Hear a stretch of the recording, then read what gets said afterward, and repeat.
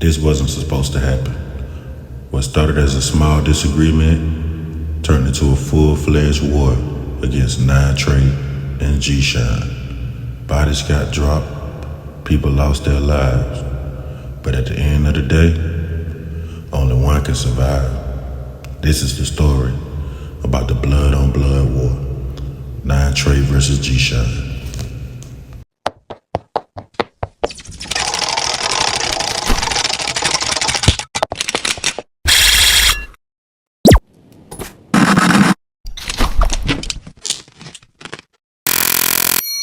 If you really enjoy these videos that I be making and putting out, man, go ahead and hit the subscribe button and also join my membership program, man. You know, man, I love the support. Yeah. Yo, what's good, YouTube? It's your boy Social Money with Social Money TV, and we back again. This time, we finna talk about all the blood-on-blood violence that goes on in Georgia Department of Corrections. But matter of fact, this war right here, it spilled out to the streets and went on for years. And you think you know the war I'm talking about. If you don't know, I'm finna tell you. It's the GKB and Ntg war, aka the Shine and Billy war. So sit back, you in for a ride. Let's get into it. 2011, one of the most deadly prison wars that ever hit the Department of Corrections started. And this war was the G-Shine and Ntg war. Now, no matter what people think went on and all that, the war really started off of ego and pettiness. This wasn't a war that started because someone unalived someone's brother or someone's fellow gang member. No, this was the battle of the bosses. And being that it was the battle of the bosses, only one boss got touched. And after that, so many casualties happened during this war. I mean, people who wasn't even supposed to get hit got hit in this war. Stabbings, unalivings, extortions, torture, everything. But we gonna start this shit from the beginning. Okay, Hancock State Prison, 2011.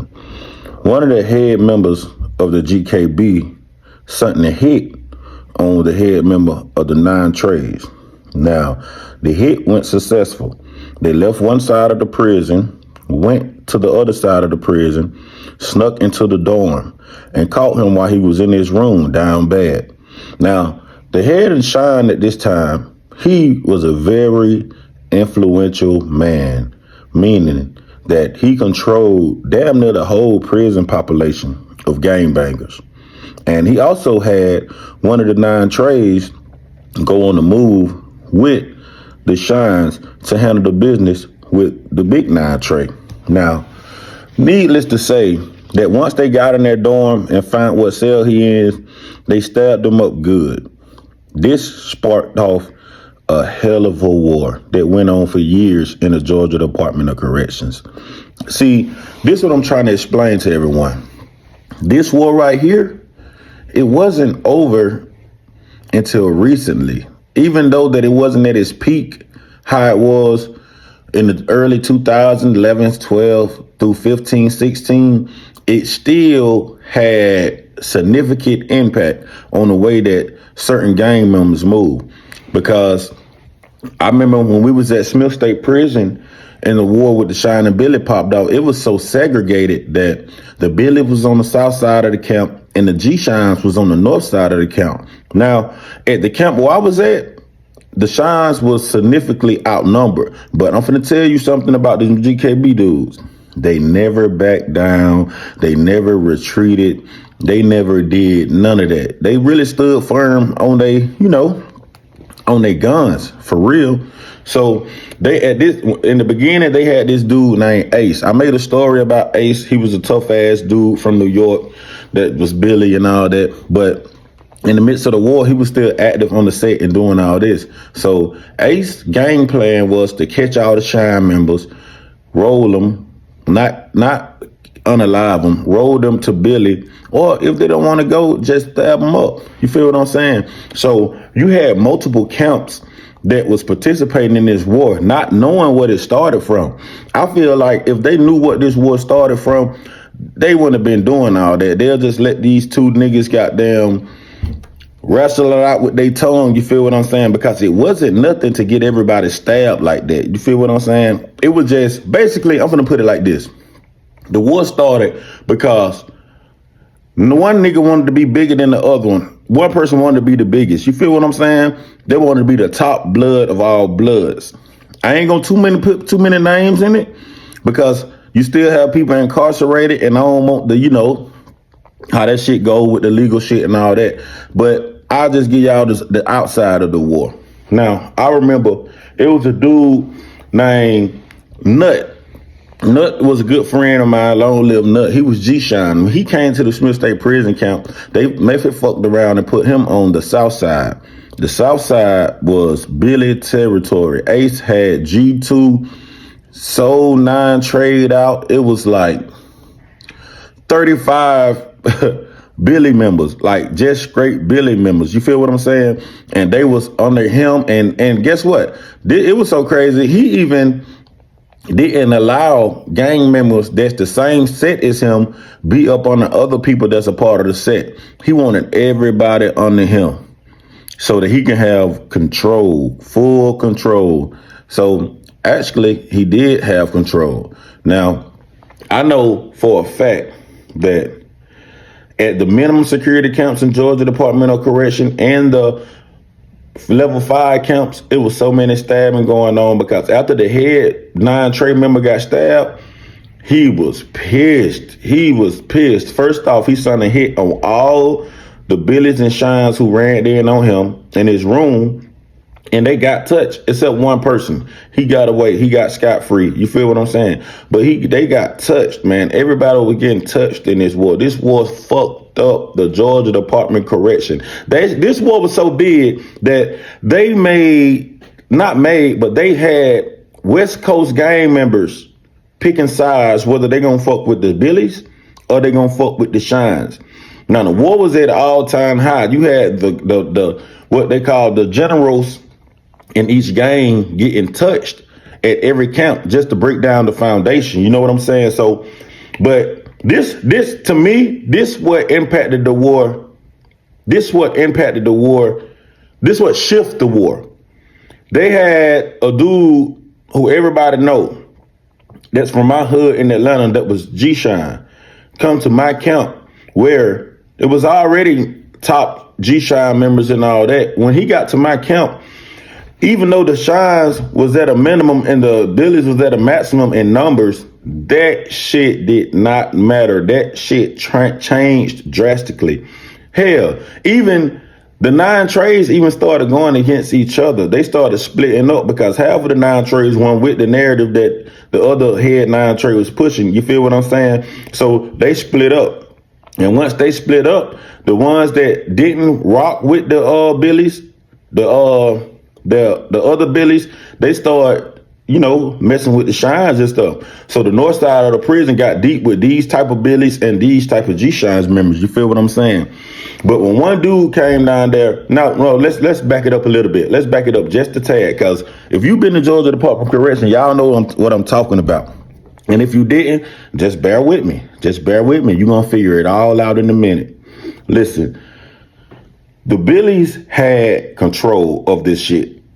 They was stabbing, they was catching the Shines down bad on the walk, going on missions just to wet the Shines, even though they ain't know what they were doing. But when dude came down out of my camp, you seen, like, I ain't finna say they was scared, because I don't believe they was scared. I believe they had knowledge that, okay, this shit ain't no cakewalk no more. Cause when he came down there, nigga, everybody turned G-Shine. Everybody started throwing up Shine. Everybody was ready to put in that work. You feel what I'm saying? Not saying he turned niggas gangster, but sometimes, this is what I'm gonna tell y'all. Sometimes people be already on that type of timing, but they need a little boost. You feel what I'm saying? When bro came, he was that little boost. Like, okay, cool. We know we outnumbered, but we still finna pop this shit out. We still finna stab this shit out. One of my brothers, long little D-boy, Gunner, he got hit in this war. You feel what I'm saying? But he's a gangster, man. He got hit. He handled his own, pop back out like nothing ain't happened. You feel what I'm saying? But it's not. This was one of the. Matter of fact, I'm finna stamp it. This was the biggest blood on blood war in the Georgia Department of Correction because it lasted longer than anything. And to be honest, if I'm being real, the Bloods ain't have no competition like the other Bloods, well, rather than other Bloods. It was only the blood on Bloods that took them to that level. You feel what I'm saying? Like, yes, we had blood versus Muslims, blood versus GF, bloods versus GDs, but even the recent Washington State prison war that we talked about, it wasn't as big as this or impactful as this. Yes, they lost a lot of people in the Washington State prison war, but it wasn't as big as the G-Shine and Billy war. You feel what I'm saying? But you know, all things come to a simmer because you never can say it end because you know, well, right now, you can say it ended. You can say it ended because they ain't on that time. And this was early 2000s. You feel what I'm saying? And through the 2000s in the Georgia Department of Correction. These niggas was stabbing each other so bad. I mean, I ain't Shine. I ain't Billy. I ain't GKB. I ain't Ntg or none of that shit. But I chose the side that I was going to fuck with. You feel what I'm saying? Not by force, by choice. Because all my brothers is this. All the people that I fuck with is this. Even though I fuck with the other side too, but not as tight as this. But I'm telling you, the war was so impactful, it made you pick a side. You feel what I'm saying? Like, I remember we was going on a walk. It was 3 Billies at the top of the walk and shit. You know, they really weren't too tough fucking with the West Coast. Well, I can say this. When they got deep in G2, when the Billies got deep in G2, when they got their numbers to 30 for one set inside the dorm, you know, that's crazy. That's like, that shit don't happen nowhere, man. But when they got their numbers to 30 in one dorm, it was some West Coast Pyrus and Brims in the dorm, which is only like 3 or 4 of them. But the Billies was so deep in that motherfucker, you know, they lined up the West Coast and started shooting the fades with the West Coast homies and shit, what I'm saying, for dominance. Because they big homie was some bullshit. I can say that. They big homie was some grade A bullshit. And y'all know the big homie name who was down there. He was pulling all the strings, not saying he wasn't, hey, a lot of niggas talk down on the nigga, but that nigga had y'all nigga doing all type of shit. But it was like 4 West Coast homies that shot fades with 30 Billies, and guess what? These 4 niggas shot fades with everybody. Not even that. Shit, they was trying every hood that wasn't 9 Trey. You feel what I'm saying? That goes for every hood. You feel what I'm saying? I don't want to just sit here and name them because you know how niggas be. Sosa this, Sosa that. You said this. But nigga, we gonna speak the truth. But the winners of the war, it was no winners of this war. Every camp had people stabbed up. Every camp had casualties. Every camp had people. Some camps had people that didn't make it.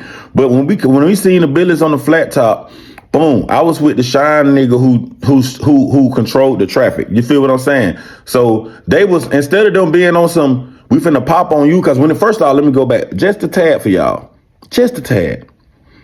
When he hit the compound, the head Billy that be on bullshit greeted him on some friendly shit, knowing damn well that you can't wait to send your homies to stab him. But this the part I could say, you was nervous because if it didn't go right, you knew the repercussions. And these niggas was outnumbered. Me, if I'm being me back in 2011 and 12 and so on, I'm a strategist. I know how to get your ass, nigga. I'm gonna catch your ass at Clipper Shave. I'm gonna catch your ass at a call out. A call out is the little slip they give you in the morning at prison that tell you if you got a doctor's appointment or education where you can get on the walk. You can basically come out your dorm and be with the other people that's walking around.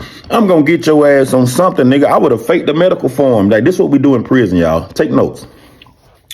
If you want to get somebody in prison and you know their name and their GDC number, fill out a medical form with their name on it, their GDC number. Just put anything on that motherfucker and you fill out one for yourself.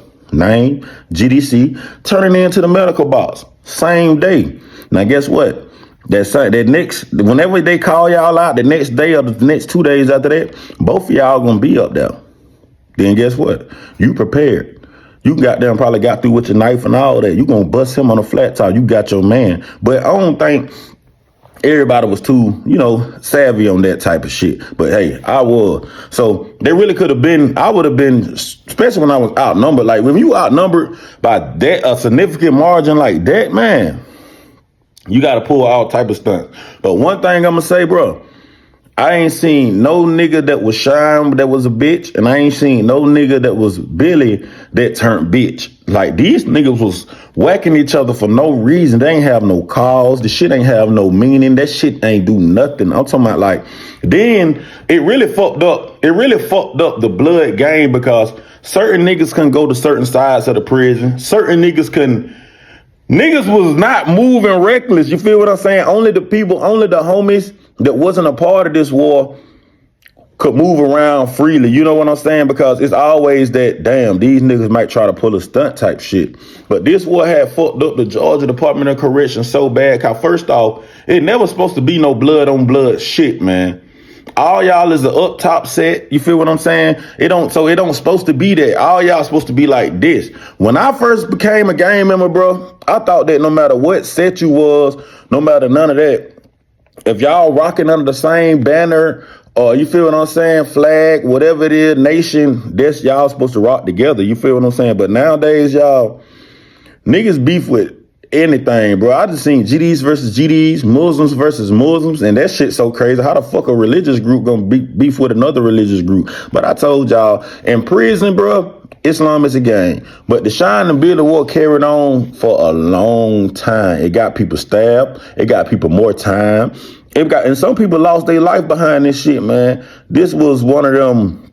When I get your ass, nigga, I'ma get your ass. And they were doing niggas dirty. They was doing niggas dirty. I'm glad that it simmered down and level heads have prevailed. That's why I tell y'all, when y'all be joining these gangs on the street, it don't matter if your brother another set, y'all this may be the same gang, your brother could be another set, no matter what. You feel what I'm saying? Boy, when you get to prison, that shit don't matter. They might tell you to go stab your brother up. That's why it's important for y'all. Hey, man, if you ain't built for this shit, don't get in this shit, man. This shit way more serious than it is, man. This shit way more serious. And I'm going to do a part 2 on this video, breaking it down a little more for y'all, because I know y'all want to get all the way into detail on this, man. But hey, man, it's Social Money checking in, man. Hitting you with this one, man. Get back in. Enjoy this video, man. And you want me to keep making videos, man, go ahead and hit that subscribe button and join my membership, man. You know, everything counts, man. I love support, man. Stay up with me, man. Let's get to it.